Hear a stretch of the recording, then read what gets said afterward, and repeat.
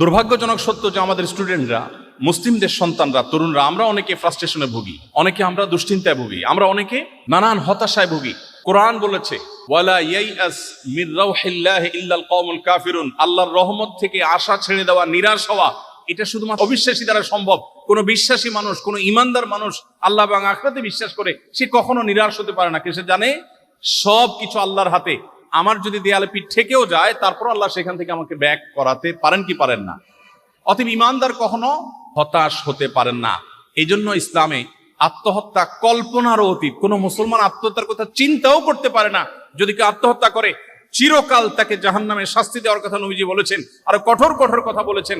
আত্মহত্যাকারী ব্যক্তির জানাজা খোদ নবীজি পড়েন নাই, এবং সমাজের ইমাম সাহেবরা পড়বে না, এবং এটা জঘন্য অপরাধ, এবং এটা শাস্তি নিশ্চিত জাহান্নাম।